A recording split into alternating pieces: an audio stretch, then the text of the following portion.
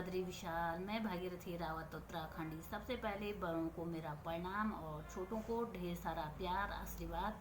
आशा उम्मीद करती हूँ मैं आप सब ठीक होंगे, राजी खुशी होंगे, कुशल मंगल होंगे और मैं भी बिल्कुल बढ़िया हूँ, आपके सामने हूँ।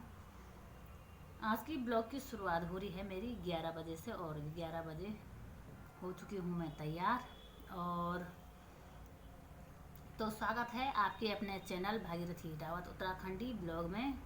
तो करते हैं जी न्यू ब्लॉग की शुरुआत। आज करने वाली हूँ मैं एक टॉपिक पे बात। जब माँ एक बच्चे को जन्म देती है तो कैसे उसकी खुशियाँ मनाई जाती हैं, ये मैंने काशीपुर में देखा और देख के बहुत मन प्रसन्न हुआ। क्योंकि हमारे पहाड़ों में इतना टाइम ही कहाँ कि बच्चा पैदा हो ऐसी खुशियाँ मनाए। अब तो लोग मनाने बैठ गए हैं, पर जब हमारे बच्चे हुए खुशियाँ तो क्या, पर एक कोने में पड़े रहते थे हम। और गौशाले में हमारे बच्चे पैदा हुए और उनको गौशाले में ही मैंने चलना सिखाया।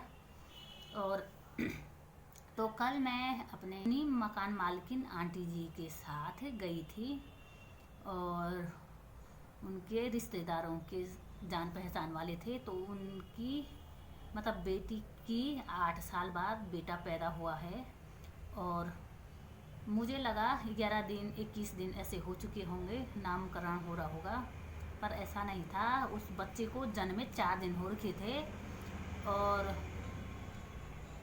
फूलों से पूरा वो बिछा रखा था ज़मीन पे और वेलकम लिखा था।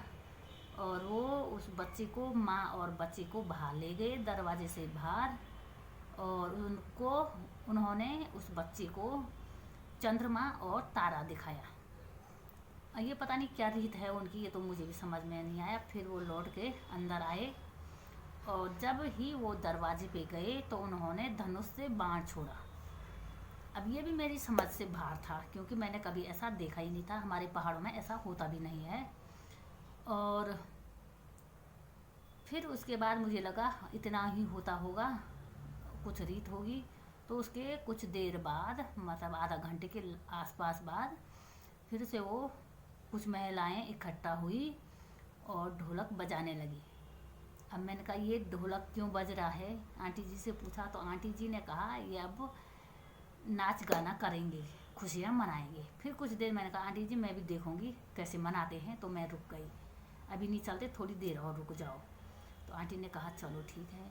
फिर उसके बाद वो गाना गाने लगे, 2-4 गाना ऐसे ही। फिर उसके बाद फिर गाना गाने लगे तो कहा बारी जो बुआ थी उस छोटे बच्चे की और दादी थी और जो बच्चे की मौसी थी, बड़ी माँ छोटी माँ जो भी होता, तो बारी बारी से उनके पास घुंघरू थे।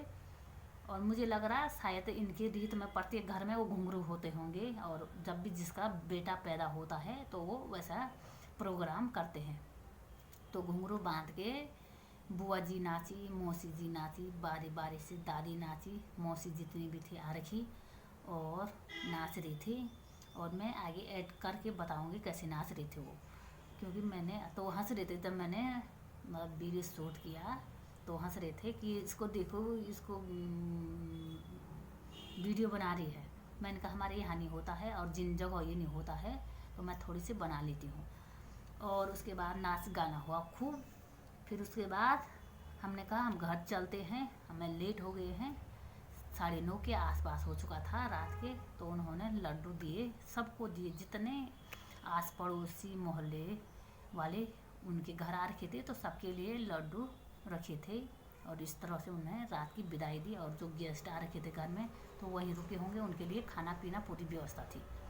और तो मैंने भी फर्स्ट बार देखा और आप लोग भी बता सकते हैं किस किस जगह ऐसा होता है और किन किन लोगों के बीच ये होता है, क्योंकि हमारे पहाड़ों में ऐसा नहीं होता है और पहाड़ी भी पहली बार देखेंगे ऐसा होता होगा। और जो पहाड़ी मतलब बाहर रहते हैं घर से बाहर शहरों में तो वो देखते होंगे, उनको पता होगा।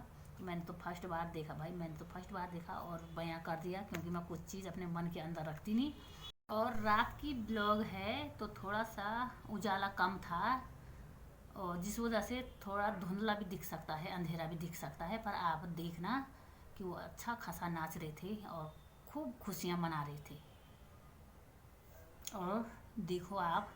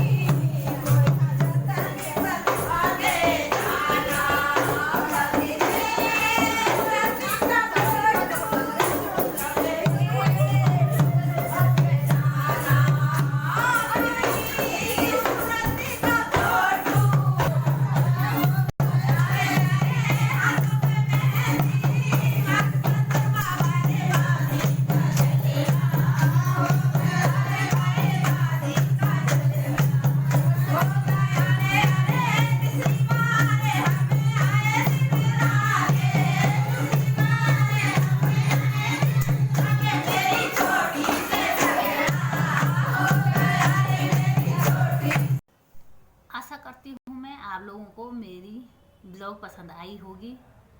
तो लाइक करें, कमेंट करें, सब्सक्राइब करें और फिर मिलते हैं न्यू ब्लॉग में। तब तक के लिए बाय।